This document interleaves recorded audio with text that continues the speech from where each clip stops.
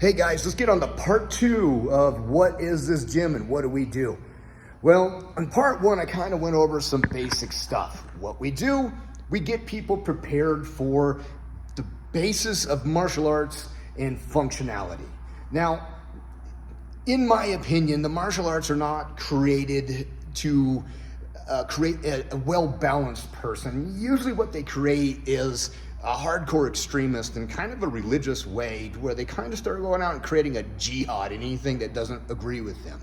So I don't want to do that. I didn't want to be a part of that nasty world of my thoughts are better than your thoughts all over the place. And so I created a rounded system: run, fight, and lift.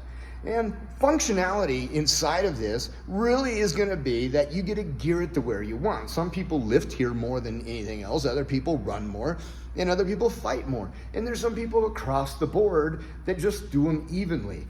So if you're getting ready for like the Navy SEALs program, like my son is, we have him run, fight, lift, but he has a heavy emphasis on running because that's the preparation that he needs to do for his next large event, which is going to be BUDS training. So we don't want him to drop out of BUDS by saying, my style of martial arts is the best style. It's not going to help him. He needs to do what's going to be tested.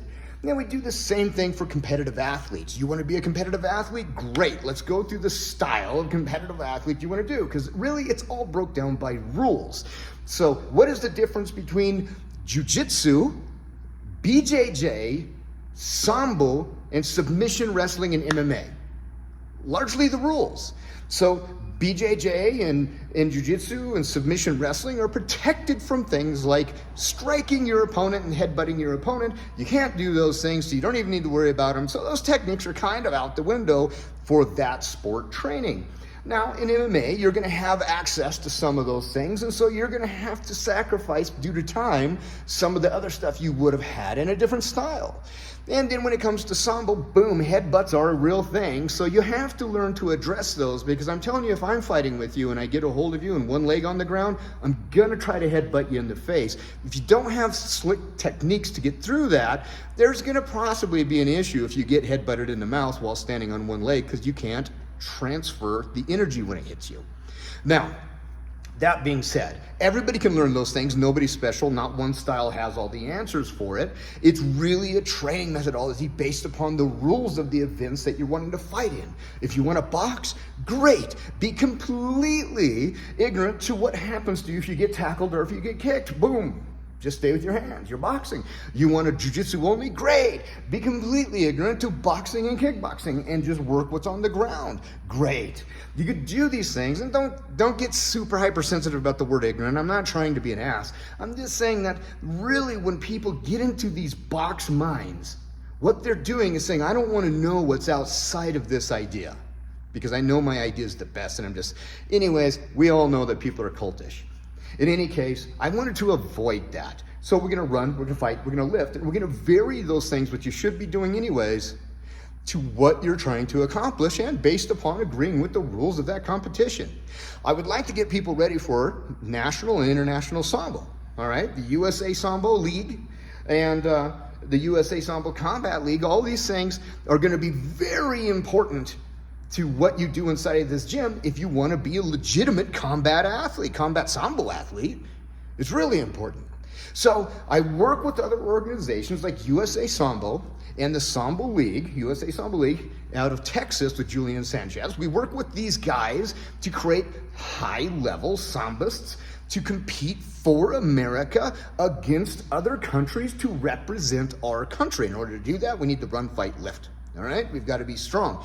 Now, if you don't want to be a competitor, you avoid this, you go back to part 1 of the video series. But this is about being a competitor. Now, we're going to compete out of this facility like we always have, in Jiu-Jitsu, in BJJ, in Sambo, in MMA, in Thai boxing, and in kickboxing. One style of training, if you can call it that, this BOA and Run, Fight, Lift program, is encompassing all those skills, and during camps we isolate you into that.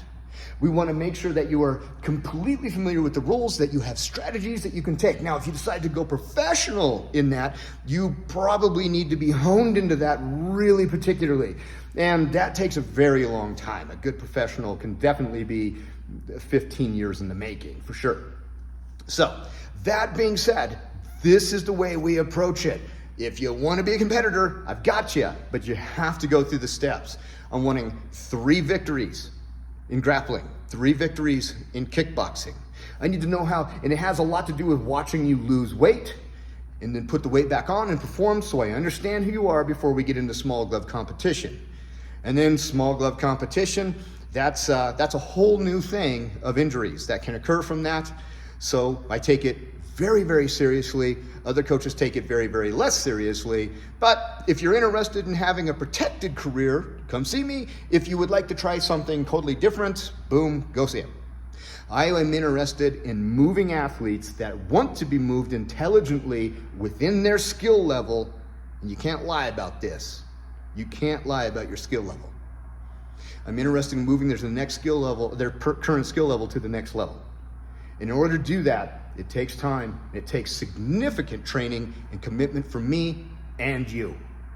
So, if you want to come in, just get in shape, video series 1. Video 1, if you want to come in and actually talk about what it takes to be a combat athlete, that's this video. It's going to take serious commitment. And dude, if you're too busy to show up, you're too busy to be a combat athlete. Don't lie to you, don't lie to me.